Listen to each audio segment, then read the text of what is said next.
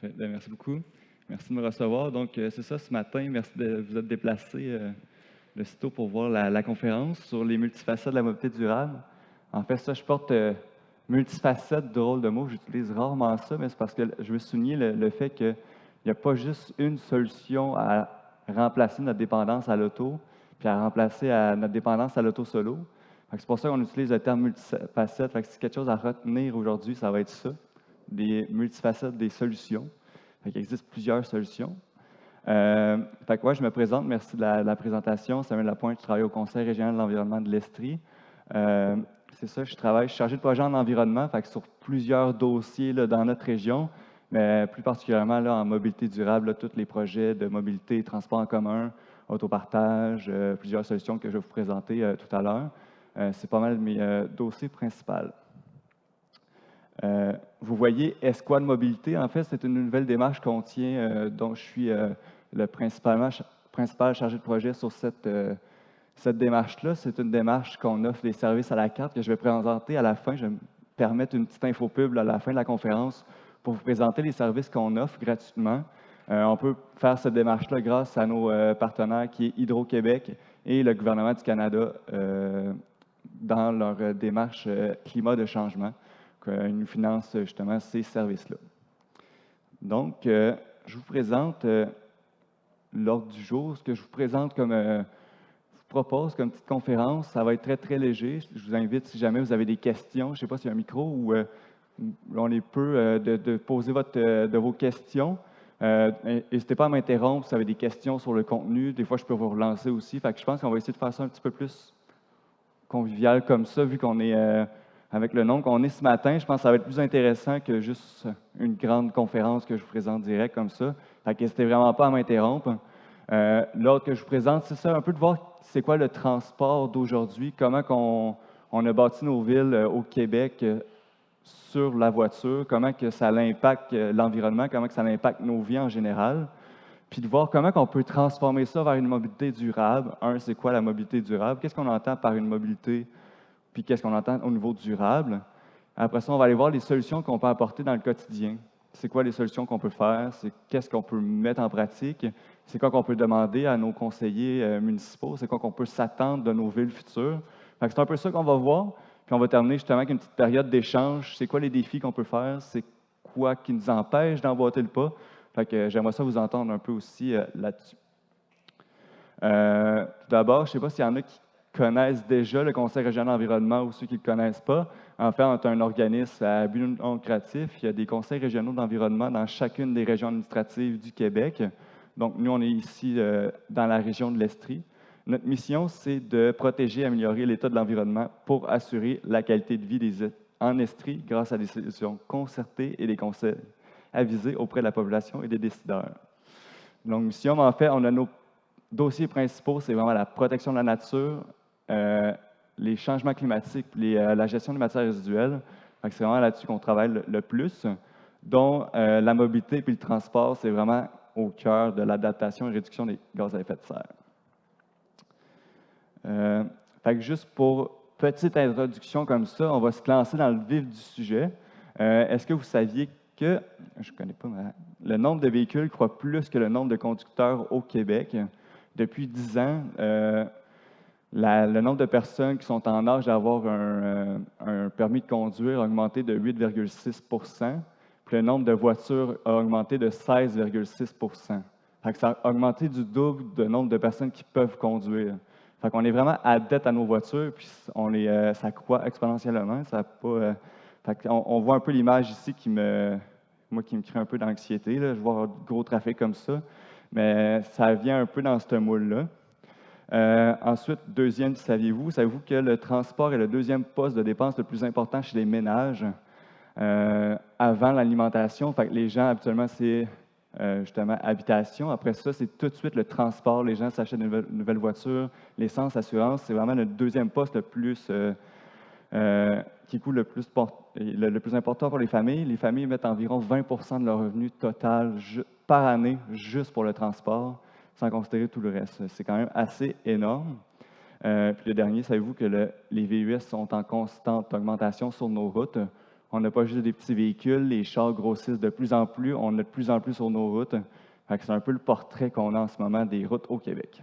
Je ne voulais pas partir d'un côté plus pessimiste. On va voir comment on peut inverser cette tendance-là. Je pense que c'est encore possible. Il faut juste mettre plusieurs efforts. D'autres petits faits sur la mobilité. En fait, je pense que ce n'est pas une surprise si on dit que la mobilité, c'est un des aspects qui participent le plus à nos gaz à effet de serre ici au Québec. Fait que le transport met au Québec 44,8 des GS émis dans la province. C'est assez énorme, là, considérer qu'on a beaucoup d'activités industrielles, agricoles, le chauffement des bâtiments. Fait que notre transport, c'est vraiment ce qui émet le plus de GS au Québec.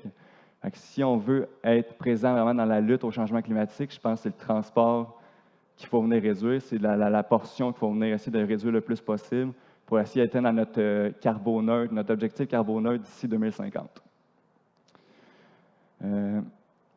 Encore sur les GS du transport, là, on voit qu'il y a une augmentation là, de 23 depuis 90. Oui, 90. Depuis 1990, on a une augmentation de 23 des gaz à effet de serre juste associés au transport, ce qui est assez considérable quand on suit encore la tendance qu'on a encore plus de véhicules, plus de chars plus grands. Fait que ça vient un peu jouer là-dedans. On a une augmentation de 23 Puis au moins, dans le total des GS, on a quand même une diminution par rapport au côté industriel, vu qu'il y a des efforts qui ont été mis à ce niveau-là. Je pense qu'on peut quand même atteindre une diminution si on met aussi des efforts sur le côté du transport, comme on l'a fait au côté industriel. Là, ça fait des petits faits. J'arrive dans notre cœur du sujet, c'est qu'est-ce que la mobilité durable? La mobilité durable, c'est repenser les déplacements et à choisir différents modes de transport qui répondent efficacement à nos besoins personnels, tout en limitant les impacts économiques, environnementaux et sociaux sur la collectivité. On respecte un peu les critères du développement durable, nos 3 sphères qu'on a, mais au niveau du transport, essayer de ramener ça à une échelle plus humaine, puis essayer de répondre à nos besoins et non créer des besoins avec du transport. C'est un peu ce mode-là qu'on va penser aujourd'hui pour le reste de la conférence. On va débuter avec un changement de paradigme. Je viens de donner la définition de la mobilité durable. On va essayer de voir c'est quoi la différence entre une approche de transport classique, qu'on se dit le modèle qu'on a présentement des autoroutes, des routes, des VUS, ou une mobilité durable qui va se résumer surtout par être accessible. Je pense que c'est le mot qui souligne la mobilité durable, c'est l'accessibilité à nos services puis à nos besoins. C'est le petit exercice qu'on va faire. Approche classique vs mobilité durable. J'ai environ 15 points de différence. On va souligner les plus importants. Les premiers. Dans l'approche classique, quand on parle de transport ou de mobilité, on va toujours parler en distance ou en temps. Plus on regarde ça, on va comparer selon les distances, les temps, dans des rayons, plus côté ingénierie. Tandis que quand on parle d'une mobilité durable, on va plus parler de proximité, puis on va parler d'accessibilité. Est-ce que les choses sont accessibles pour tous par différents moyens de transport et non centré seulement sur les véhicules? On parle du déplacement des personnes. Être accessible pour tous dans une dimension plus sociale, tandis que l'approche classique, on va y aller plus d'un modèle de gestion d'offre-demande avec la circulation routière vraiment au centre du cœur de la mobilité, tandis que la mobilité durable, on parle des personnes. C'est les personnes qu'on veut déplacer, c'est les personnes qui veulent se rendre à des points, ce n'est pas des véhicules qu'on essaie de déplacer sur des routes. C'est ça la grande différence. Il y en a une aussi que je trouve hyper intéressante, puis je trouve que ça vient vraiment flasher, en tout cas pour moi. Quand on parle d'une rue en une approche plus classique, on va plus parler d'un corridor. C'est un corridor de transport, ça sert juste de nous rendre au point A au point B. Quand on parle de mobilité durable, quand on parle de rue, c'est plus un milieu de vie. C'est plus quelque chose qui est vivant, c'est quelque chose qui est accessible, c'est quelque chose qu'on peut permettre de se vivre dedans, avoir plusieurs services, et non une rue pour que les véhicules puissent passer. C'est vraiment 2 approches complètement différentes. On voit qu'une approche plus sociale au niveau de la mobilité durable, une approche plus ingénieure, plus formelle, plus calcul au niveau de l'approche classique. Fait que ça, c'est des grandes comparaisons. Il y en a quelques autres aussi. La première dans la liste là, ici, c'est pas étonnant avec ce que je viens de dire. Fait que l'approche classique, on est centré sur les véhicules motorisés. Fait qu'on parle des autos, camions, tout ça. Tandis que mobilité durable, on parle inclusif à tous les modes de transport et non seulement les véhicules. Fait que quand on pense à une rue, quelque chose ou autre aménagement, on ne va pas penser à dire il faut que ça soit facile pour les véhicules. On va se dire il faut que ça soit aussi facile pour les vélos de pouvoir traverser les routes. Il faut que ça soit sécuritaire pour les piétons. Il faut qu'il y ait un service de transport en commun. Donc, on pense à tous les autres modes de transport et non seulement la voiture. C'est ça.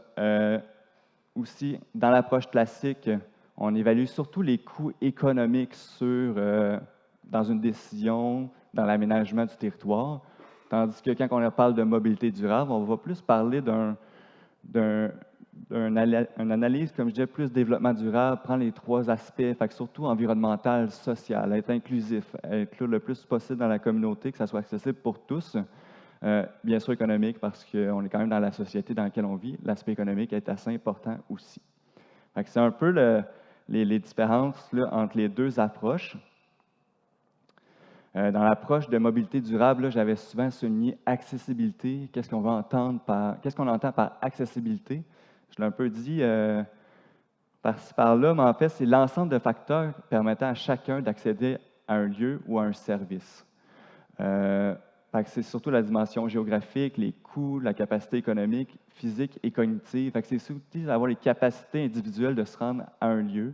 Comment on peut se rendre? Est-ce que c'est accessible pour tous? Est-ce que c'est sécuritaire? C'est surtout tous ces aspects-là qu'on va considérer dans la mobilité durable. Là, je vais arriver avec quelques exemples des conséquences de l'approche classique quand on parle de mobilité. Là, je n'ai pas pris l'exemple même de Magog. Je voulais faire cette recherche-là, mais je trouvais que l'exemple de Sherbrooke, qui est aussi dans la région estuarienne, parlait vraiment beaucoup sur la conséquence de l'étalement urbain. Je pense que c'est un concept qu'on a peut-être déjà tous entendu. Donc, l'étalement urbain, on voit que la ville de Sherbrooke, en 1984, on voit pas mal plus de verdure. En 2000, on voit qu'il y a un petit peu plus de pavés, un petit peu plus de routes. Il y a un petit peu moins de verdure au centre. En 2020, on voit que le petit beige, tout ce qui est béton, asphalté, la verdure, elle s'est beaucoup diminué, puis on voit que ça s'est vraiment étalé. En 1984, c'était beaucoup centré au centre. On voit que là, ça s'étale de plus en plus.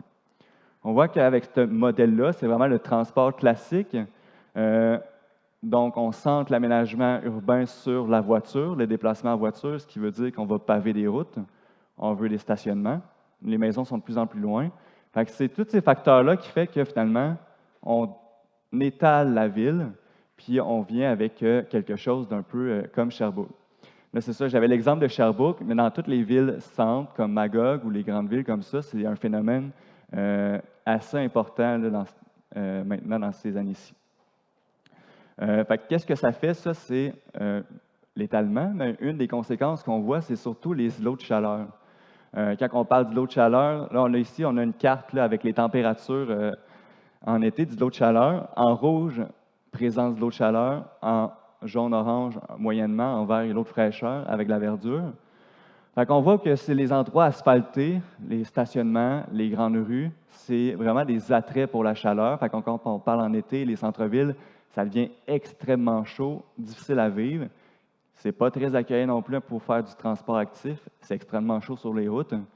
Donc, c'est vraiment une conséquence de notre étalement urbain. Puis, on voit aussi que c'est hyper grand comme territoire. C'est vraiment sur toute la ville de Sherbrooke qu'on a des présences d'eau de chaleur comme ça.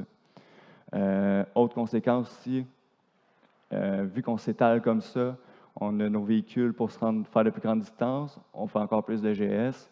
Là, on suit la boucle. Plus que c'est loin, plus qu'on a besoin de véhicules. On est comme dans une petite boucle qu'il faut essayer de briser pour pouvoir arrêter ce moule-là. Encore là, si on suit l'approche classique, un peu ce que j'avais mentionné un peu auparavant, le nombre de véhicules augmente, comme je disais, si c'est encore plus loin, plus que de stationnement, plus qu'il va y avoir de véhicules. On voit la première courbe, c'est l'augmentation de véhicules qu'il y a véhicules en circulation au Québec. On voit qu'en 1820, il n'y avait pas trop de véhicules. Ce n'était pas encore très, très populaire ni accessible. Dans les années 60, on voit que l'augmentation commence à partir de là. C'est un mode de vie qu'on commence à plus étaler, comme on connaît en milieu urbain, les banlieues, puis tout ça. C'est un mode de vie qu'on commence à plus en prendre. Puis là, on est rendu à 2020, puis on a pas mal de véhicules en circulation comparé à qu'on avait avant. Tantôt, je pense que je l'avais mentionné en pourcentage, mais en ce moment, on a 6,6 millions de véhicules en circulation au Québec pour 5,5 millions de personnes qui ont un permis de conduire. On a quand même 1 million de véhicules de plus sur ce nombre de personnes qui ont un véhicule, qui peuvent avoir un véhicule. C'est assez impressionnant. Puis l'autre exemple qu'on voit, c'est le nombre de VUS, le nombre de camions légers qu'on voit. Là, c'est l'exemple ici du Grand Montréal, mais ça représente un peu l'effet qu'on voit sur la province. On voit que les VUS sont en constante augmentation. On a de plus en plus de besoin d'avoir des gros véhicules, d'être confortable, avoir de la place pour nos choses. C'est vraiment des véhicules qui prennent beaucoup de place sur les routes, dans les stationnements, avoir plus de routes, des routes plus larges pour accueillir ces véhicules-là. Ça vient aussi causer un enjeu de sécurité pour ceux qui pratiquent le transport actif. On parle des cyclistes, on parle des piétons. Juste dans des accidents entre cyclistes VUS, piétons VUS, il y a beaucoup plus de chances que ce soit un accident mortel ou de blessure grave qu'avec une berline. Les accidents avec ceux qui font du transport autre, c'est encore plus grave. Il y a cette dynamique-là. Ils consomment de plus en plus également. On a tous ces côtés, ces impacts-là par rapport à l'approche classique du transport. C'est pour ça qu'on essaie de renverser la tendance. On voit que les graphiques sont en augmentation. On ne voit pas vraiment de petites pentes. On voit la boucle de l'étalement urbain, l'utilisation de la voiture. Comment on fait pour renverser cette tendance-là? Qu'est-ce qu'on fait pour dire, OK, là, c'est le temps de switcher. On est en train d'être dans une crise climatique. C'est quoi les actions qu'on peut mettre en place pour renverser ça? Comment renverser la tendance? On va regarder justement la mobilité durable. Ça, je vais mentionner un peu la définition. Là, on va regarder les éléments de la mobilité durable qu'il faut prendre en considérer pour penser à nos solutions. C'est quoi qu'on met en place? Il y a 3 éléments qui sont importants à la mobilité durable. On va voir, ils reviennent assez souvent. Le premier, c'est l'aménagement du territoire. En fait, pour permettre à une mobilité durable, il faut s'assurer que le territoire soit assez bien aménagé pour permettre la diversité de modes de transport. Sinon, on a l'offre de transport. Il faut s'assurer d'avoir une offre de transport qui correspond aux besoins des gens. Avoir soit un transport collectif, avoir un réseau de bandes cyclables, avoir des vélos en libre service. Il faut s'assurer que l'offre de transport soit disponible pour que les gens puissent quitter l'auto-solo, quitter leur voiture pour aller vers un autre mode.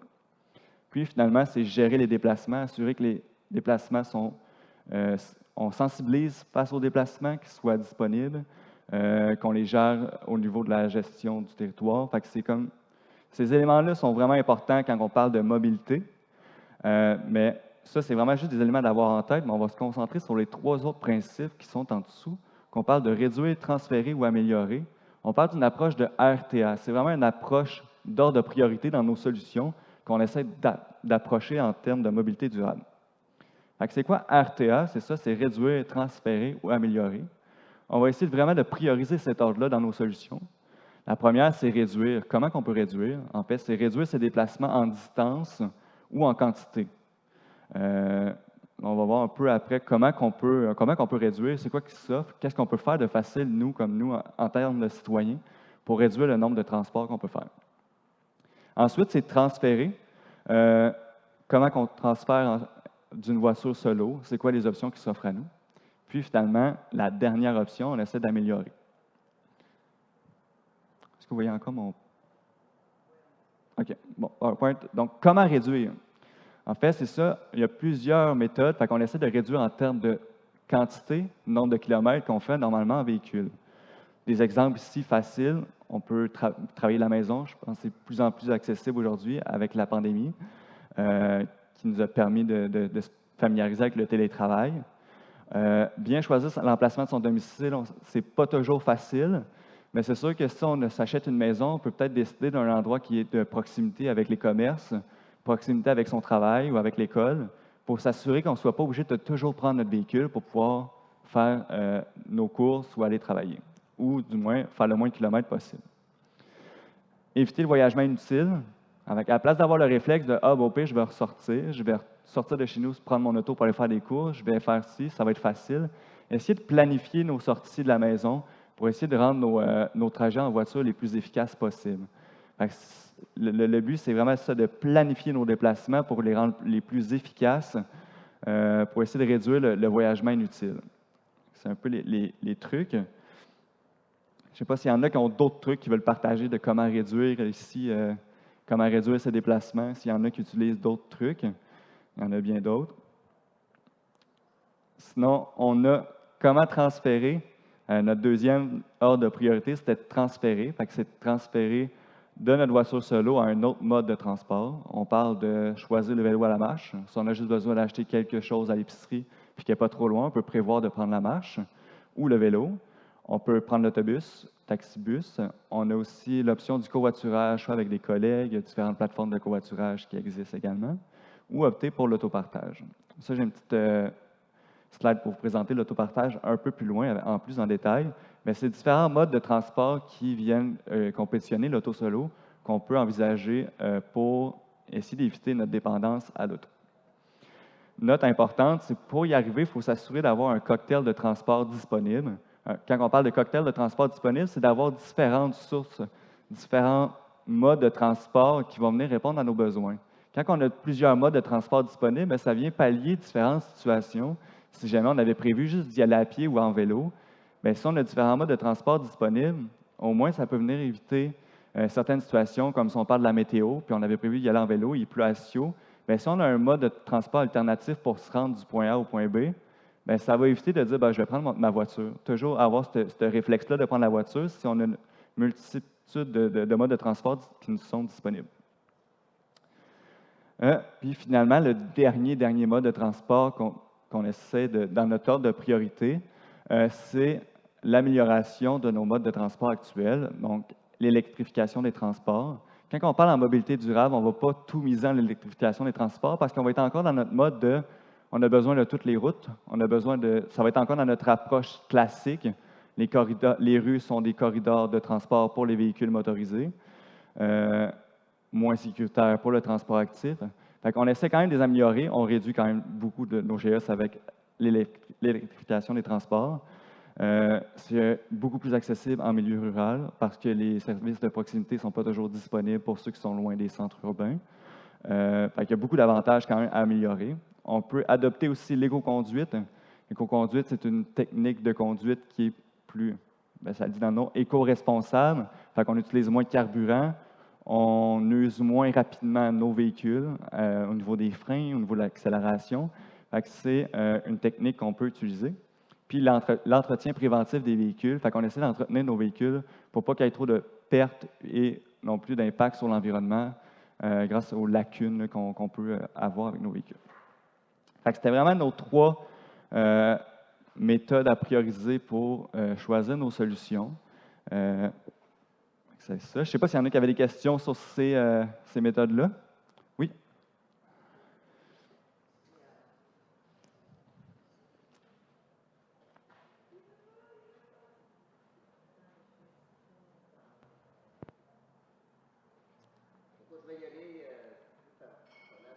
Mm-hmm.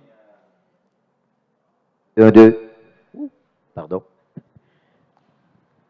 En région, dans la plupart des villages, il n'y a pas d'option de transfert. Il n'y a pas de transport en commun. C'est une réalité. Alors, l'approche RTA en ville, d'accord, les options sont là. As-tu des histoires à succès d'opportunités, justement, de transport en commun, mais en région au Québec? En région, oui. En fait, j'y arrivais avec mon cocktail transport que j'allais vous présenter, puis des projets, mais sinon, en milieu urbain, en milieu rural, ce qui est intéressant, il y a quand même le service de transport en commun qui est collectif, qui est disponible. C'est sûr que ce n'est pas comme en milieu urbain, c'est une approche qui est quand même différente. Mais c'est sûr que l'électromobilité, c'est quelque chose qui fonctionne bien. Mais il y a aussi l'autopartage, les autos en libre service. C'est s'assurer que l'auto puisse être partagée avec ses voisins, essayer d'optimiser les transports entre voisins, les personnes d'une même communauté. Fait que je vais ajouter ça, mais j'ai une prochaine slide sur l'autopartage. Tu as des exemples concrets où ça roule? Que ça roule, oui. Ça, au centre du Québec, là, il y a eu un projet d'autopartage, justement, dans une communauté rurale, que les gens pouvaient se partager un véhicule. Fait que c'était pas tout le monde qui avait un véhicule chez soi. Fait que ça permettait d'être plus efficace au niveau des transports. Soit faire des commissions, fait que avoir un groupe pour faire des commissions qui était là pour essayer vu qu'il allait plus loin en ville, ben, au moins c'était plus efficace comme ça. Je vais revenir sur quelques exemples aussi. On s'est repensé nos solutions, fait que les différents modes de transport, je vous l'avais présenté un peu au fil de la présentation. Fait que transport actif, la marche, transport collectif. On a le covoiturage, il y a aussi les stationnements incitatifs pour permettre aux gens de covoiturer. Fait que justement, si on parle d'un milieu plus loin, on peut aller dans un stationnement incitatif plus près de plusieurs chemins, puis après ça, faire du covoiturage là, une fois que c'est possible. Puis les véhicules à faible émission polluante, hybrides ou électriques. Fait que justement, oui. Est-ce que vous savez s'il y a des incitatifs qui existent pour des vélos électriques? Pour encourager les gens à acheter des vélos électriques et se transporter en vélo électrique en mode rural, on va laisser faire les villes. Dans les villes, ça va, là. Mais, il y a certaines municipalités qui ont mis des projets. Là, je ne me rappelle plus quelle municipalité, mais il y a une municipalité qui a mis justement un financement pour encourager les citoyens à avoir des vélos électriques puis se déplacer en vélo électrique. C'est en Estrie, là, je pourrais vous revenir. Je ne me rappelle plus de la municipalité exacte. Fait qu'il y a des subventions qui existent là, pour avoir des vélos électriques. Lac Mégantic? c'est Lac Mégantic? Bon, parfait. Fait que Lac Mégantic a mis ça en place. Puis je sais qu'en ce moment, on accompagne d'autres municipalités, là, c'est pour ça que je ne l'ai pas divulgué, mais qui travaillent justement pour mettre en place des subventions pour encourager les citoyens à acquérir des vélos électriques. Puis aussi, ils développent sur leur réseau cyclable des bornes de recharge pour les vélos électriques et des bornes de réparation, justement pour rendre plus accessible ce mode de transport. Merci. Donc ça, on arrive avec l'autre. Est-ce que vous avez une question? Ben oui, une question. En fait, je ne sais pas si tu es au courant de la campagne d'Équiterre pour réglementer ou réduire les publicités sur les VUS. Parce qu'il y a beaucoup de publicités télé à d'autres niveaux avec diverses formules pour dire le VUS, c'est la liberté, etc., etc. Donc, c'est intéressant comme campagne. Je ne sais pas ce que tu en penses, parce que ça, c'est une autre façon d'essayer d'agir aussi d'une façon plus générale. Oui, exact. Fait que c'est surtout sensibiliser. Fait que oui, j'avais vu la pub parce qu'on s'entend aussi que les pubs de voitures, c'est ce qui encourage, justement, vous avez mentionné, on essaie de vendre la voiture comme avoir le plus de liberté, on vend un style de vie, on vend de la richesse, c'est un beau char, un gros char, tu es quelqu'un qui a réussi, tu peux aller où ce que tu veux. Fait que la pub d'Équiterre, c'était justement de sensibiliser que c'est pas vrai ces messages-là, puis essayer de contrebalancer ce message-là. Il y en a un qui pensait un peu comme les pubs de voitures, c'est un peu comme de la pub de cigarettes. On ne voit plus aujourd'hui de pub de publicité sur les cigarettes, d'essayer d'encourager les gens à fumer. Fait que la voiture, c'est un peu la même chose. On essaie de vendre un mode de transport polluant qui n'est pas nécessairement bon pour notre santé, qui est beaucoup plus sédentaire. Fait qu'il essaie de briser ce mode-là. Fait qu'il y en a qui veulent faire même de la réglementation sur la publicité des voitures. Est-ce que c'est quelque chose qu'on va voir bientôt? Il faudra avoir beaucoup de volonté politique pour faire ça. Mais c'est quelque chose qui a été souligné aussi. Ça, je vais peut-être revenir rapidement là, sur l'autopartage. Fait que justement, c'est des autos en libre service qui permettent de réduire l'utilisation du véhicule. Il y a différents types de services existants. Il y a Turo, c'est un peu un Airbnb, je ne sais pas si vous connaissez, mais une plateforme en ligne qu'on peut mettre notre voiture en partage. Donc, ceux qui n'ont pas peuvent venir utiliser notre voiture quand on en a besoin. Ça permet d'arrêter d'avoir le réflexe de j'ai une voiture dans ma cour que je vais utiliser pour des petites courses comme ça. C'est toujours un petit service qu'on peut venir utiliser. Il y a Locomotion qui est à Sherbrooke en ce moment, Montréal et Québec. Il y a Communauto également qui essaie de s'étendre tranquillement. Puis le programme Sauver, là, que c'est des programmes des municipalités, quand ils ont des flottes de véhicules, bien, des fois les véhicules, quand ils ne sont pas en service, ils les mettent disponibles pour la population. Donc ça, c'est aussi disponible. Je vais juste checker le temps qui me reste pour ne pas trop déborder. Fait que ça, c'est juste les images, les logos là, des différentes plateformes d'autopartage, si jamais vous les voyez là, dans la région. Fait que je voulais juste dire quelques faits sur l'autopartage. Je trouve que c'est quand même une solution qui est disponible justement pour les gens en milieu rural. C'est quelque chose qui est comme plus accessible également. Donc, c'est un véhicule partage équivaut environ à 8 voitures. Quand on parle d'une voiture, ça équivaut à 8 voitures sur les routes, qui est assez impressionnant comme fait. En fait, si on a plus de véhicules en partage, on a beaucoup plus de place sur nos routes parce qu'on n'a pas chacun notre véhicule, chacun notre stationnement, chacun notre VUS. On a un véhicule pour plusieurs familles qui permet de réduire la place qu'on prend sur nos routes puis la place dans nos stationnements. Il y a des études qui montrent aussi que des voitures en autopartage, on permet d'avoir moins de kilomètres parcourus. Fait que quand on parlait de notre optique réduire, avoir des véhicules en autopartage vient vraiment jouer dans cette lignée-là. Les études montrent que des voitures en autopartage permettent une diminution de 38 des kilomètres parcourus normalement si on avait notre voiture à nous. C'est quand même impressionnant, donc ce qui fait qu'on peut réduire nos GS. Ils ont évalué qu'une réduction de 1,2 tonnes de CO2 par année par conducteur si les gens utilisaient l'autopartage. C'est quand même une avenue intéressante pour réduire. C'est une avenue qui est moins chère que chacun avoir son véhicule. On évite de faire l'entretien, d'avoir tout qu'on a à penser au niveau du véhicule en autopartage. Puis, on peut en faire aussi une utilisation efficace parce que 95% des véhicules, 95% du temps des véhicules sont stationnés dans notre cour. C'est ce qui fait pour l'autopartage. Je vais vous parler rapidement du covoiturage, mais je pense que c'est quelque chose qu'on connaît, c'est peut-être moins accessible, mais il y a quand même beaucoup de plateformes qui le permettent. Donc, on a des outils de planification là, qui peuvent nous permettre soit Amigo Express, EcoRide, PapaRide ou covoiturage.ca pour pouvoir organiser nos covoiturages, essayer d'optimiser le plus possible nos transports. C'est une façon d'économiser puis de socialiser. Je vais peut-être passer mon vidéo. Il y avait un petit vidéo, mais qui est disponible sur Embarquestrie. Je vais passer rapidement là, parce que je vois que le temps il file assez vite. Donc, je vous invite à l'écouter si jamais vous êtes intéressé. Sinon, aussi, autre solution, les transports en commun. Ça, c'est tous les services de transport qui sont disponibles dans la région de l'Estrie. Ici, à Magog, le transport de MRC de la Frémagogue, c'est ce qui est disponible dans la MRC ici. Sinon, dans les autres MRC, ils ont chacun leur type de transport qui sont vraiment disponibles pour tous.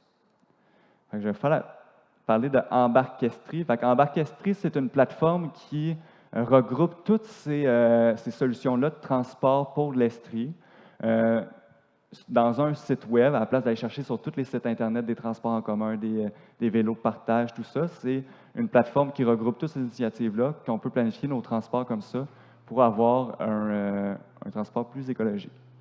Donc, on fait la promotion de ce qui existe dans les différentes MRC municipalités. Il y a une carte interactive des réseaux de stationnement incitatif, donc pour favoriser le covoiturage dans les milieux plus éloignés. Puis, c'est une plateforme aussi pour sensibiliser, informer, puis faire la promotion de ce qui existe déjà. Je sais pas, donc, si vous ne connaissez pas la plateforme, c'est justement, ça ressemble ici à la carte. On peut écrire notre point A et le point B. Puis après ça, ça va nous proposer différentes options de transport. C'est les différentes avenues là, disponibles pour Embarquestrie.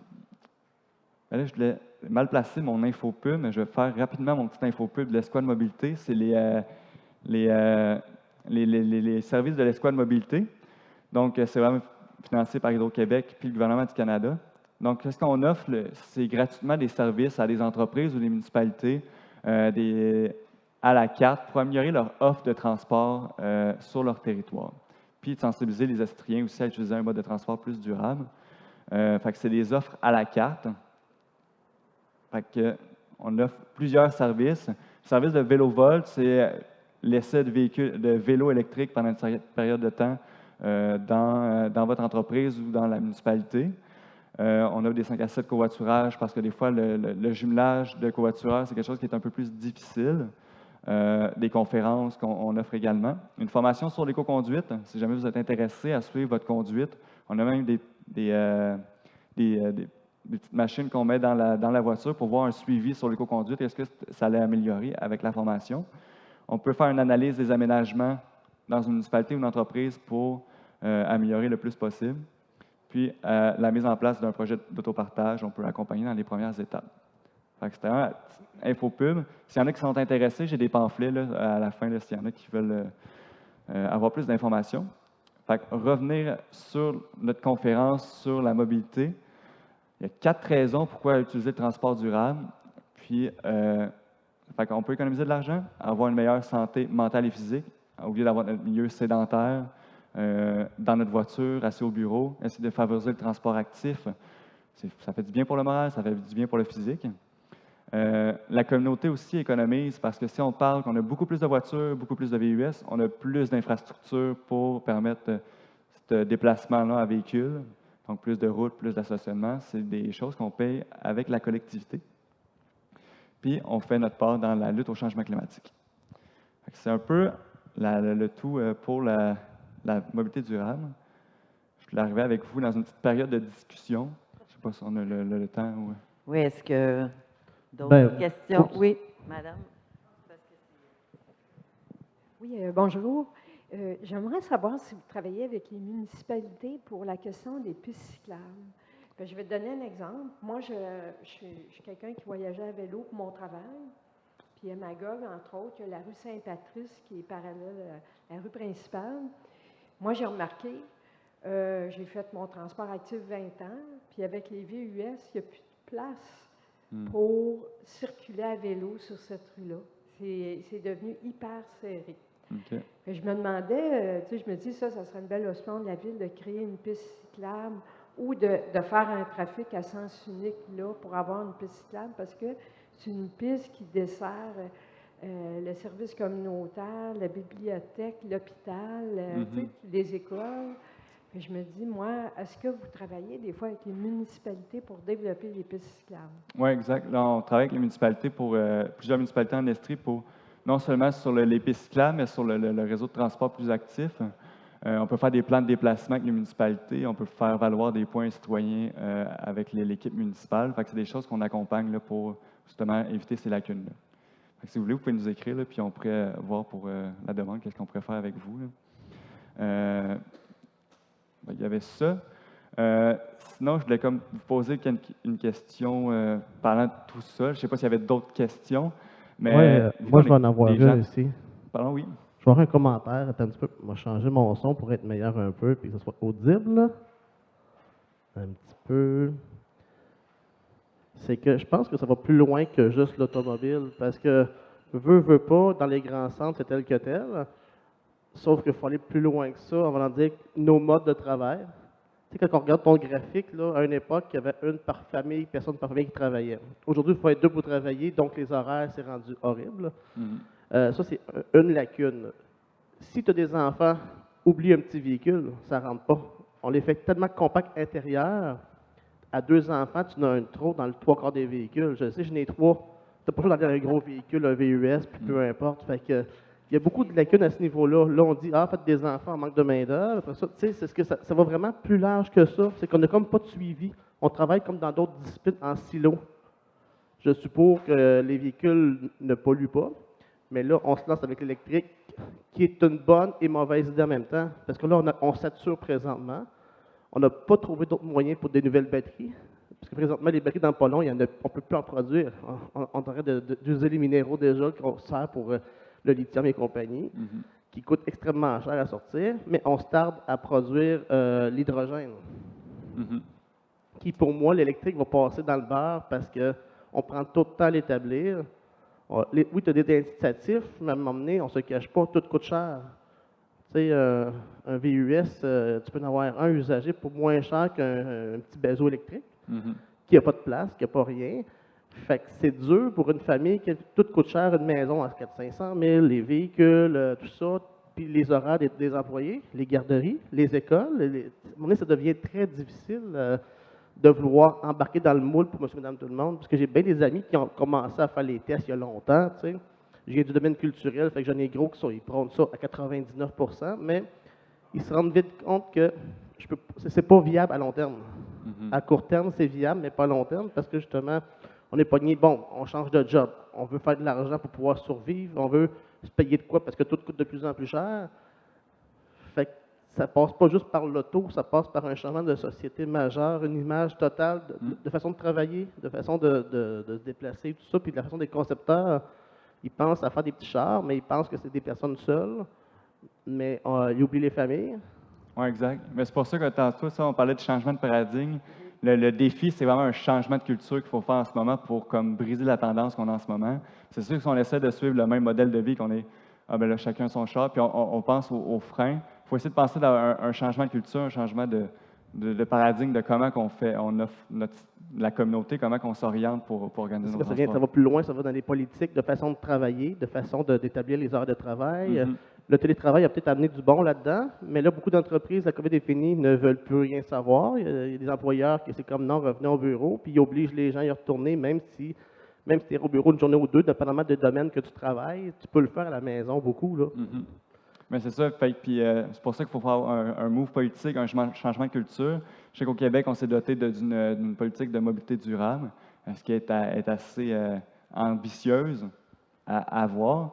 Mais c'est en faisant des petits pas comme ça qu'on essaie justement de changer les habitudes, changer justement les employeurs, changer notre mode de travailler, changer de comment on voit l'utilité du transport, comment on voit comment on fait notre vie. Fait que c'est tout ça qu'il faut comme penser puis changer. C'est pour ça que ça bouge plus tranquillement. Tu sais, ça fait plus de 30 ans qu'on parle de mobilité durable. Pourquoi on parle encore de VUS en augmentation aujourd'hui? C'est parce que c'est quelque chose qui est difficile à faire. Tandis que quand on parle d'une approche plus classique, on fait juste suivre notre train de vie, puis c'est comme... ça pourrait être fait. C'est les constructeurs qui ne pensent pas à l'intérieur des véhicules. Tu sais, on va dire, oui, on rapetisse le véhicule, mais des petits véhicules, à une époque, ils étaient plus gros. Tu sais, il y avait plus d'espace intérieur qu'aujourd'hui. Tu sais, quand tu ne rentres pas 2 sièges d'enfant dans l'auto parce que tu es trop compact, puis avant, c'était 2-3 ans, tu regardais des sièges d'enfant, à cette heure, c'est jusqu'à l'âge de 10 ans. Fait que ton gros véhicule, tu ne peux pas le garder 3-4 ans puis dire je m'en débarrasse pour temporaire. Tu le gardes quasiment, ça t'en prend 2 ou 3 dans ta génération de vie pour pouvoir suivre les règlements. Justement, je pourrais lancer là-dessus. Je ne sais pas si vous avez une question ou s'il y en a qui avaient d'autres freins justement par rapport à la mobilité durable. Sur l'aspect de changement de mentalité et de développement d'opportunités, juste un bref témoignage. Dans ma région, moi je suis à Fredericksburg, mais les gens qui ont mis en place un réseau spontané de covoiturage avec des arrêts bien identifiés dans des villages. Souvent, les gens vont à Cowansville ou vont dans un centre. Et moi, je trouve que c'est une très, très bonne démarche. Je me demandais s'il y avait des précédents aussi de ce type-là ailleurs au Québec. Mais je trouve puis justement, on va l'observer. Je trouve que c'est vraiment un très bel exemple, justement, puis on va voir comment que ça fonctionne. Parce qu'on avait comme justement arrêté ce mode-là de dire que s'il y a des gens qui ont besoin du covoiturage spontané, le covoiturage, souvent, des freins, c'est là, il faut que je l'organise, des choses comme ça. Fait que je pense que ça, c'est une belle alternative de, finalement, je vais embarquer la personne. Fait qu'il y avait d'autres villes qu'on accompagnait qui ont vu cette initiative-là, puis ils voulaient essayer de mettre quelque chose en place de similaire. Fait que je pense que ça va quand même faire des petits, cette initiative-là, puis je pense que c'est quand même très bon. Ça permet justement à des gens de faire du covoiturage plus facilement, plus accessible pour tous. Merci beaucoup. Là, il est 11h25. C'est bon. C'était très, très intéressant. Et puis, ça va être disponible en ligne. Parfait. Merci beaucoup. En direct. Merci encore.